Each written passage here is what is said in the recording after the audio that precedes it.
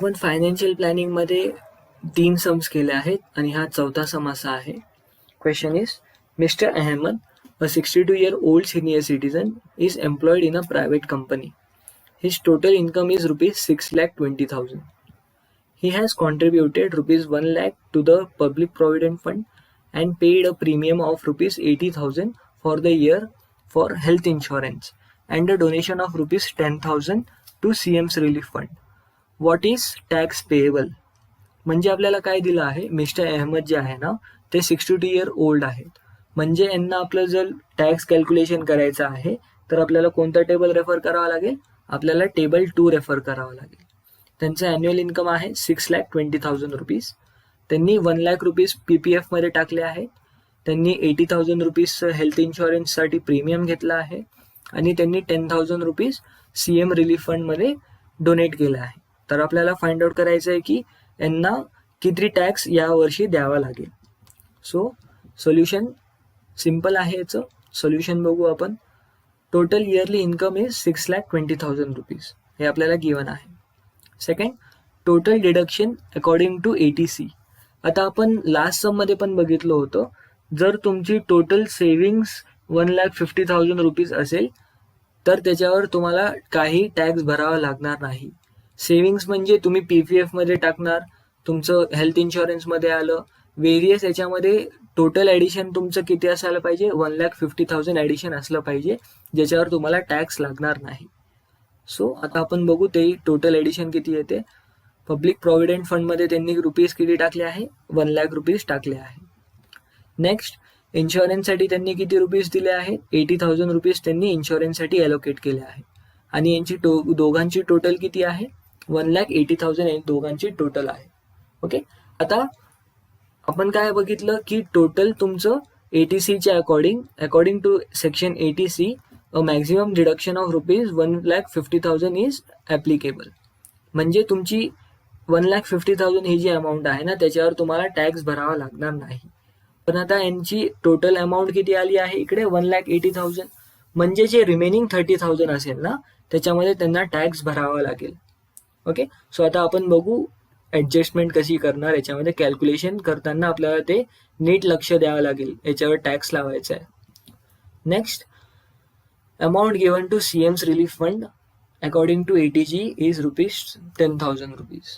Okay, म्हणजेच काय सांगितलं आहे ना की 10,000 रुपीज जे आहे त्यांनी CM रिलीफ फंडला डोनेट केले. आणि आपण जे CM रिलीफ फंडला किंवा PM रिलीफ फंडला पैसे डोनेट करतो तर सेक्शन ATGच्या अकॉर्डिंग त्या अमाऊंटला कोणताही टॅक्स लागत नाही. सो आपल्याला ही अमाऊंट टॅक्सेबल नाही आहे. सो आता आपल्याला टोटल किती अमाऊंटवर टॅक्स भरायचा असेल तर taxable income will be equal to 1 - 2 + 3. Okay, हा 1, हा 2 आणि हा 3 यांचं ॲडिशन आणि सबट्रॅक्शन करून आपल्याला अमाऊंट किती मिळेल? 6,20,000 - 1,50,000 + 10,000. आता आपण इकडे 1,80,000 कन्सिडर नाही केलंय कारण की फक्त 1,50,000 वरच तुम्हाला टॅक्स एक्झेम्पशन मिळेल. ओके, हे 30,000 जे एक्स्ट्रा आहे ते टॅक्सेबल इन्कम असेल तुमचं. सो 6,20,000 मायनस जर आपण 1,60,000 केलं तर आपल्याला किती अमाऊंट येईल? 4,60,000 ही जी अमाऊंट असेल ना ही तुमची टॅक्सेबल इन्कम असेल.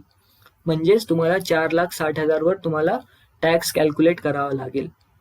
ओके, सो जर तुम्ही टेबल 2 रेफर केला तर यांची अमाऊंट जी आहे, हे जे मिस्टर अहमद आहे त्यांचं इन्कम जे आहे ते 3 लाखच्या वर आहे. म्हणजे आपल्याला तो टॅक्स स्लॅब तो ॲप्लिकेबल असेल. सो आता आपण फर्दर कॅल्क्युलेशन असं करू. The taxable income is in the slab 3 lakh to 5 lakh rupees.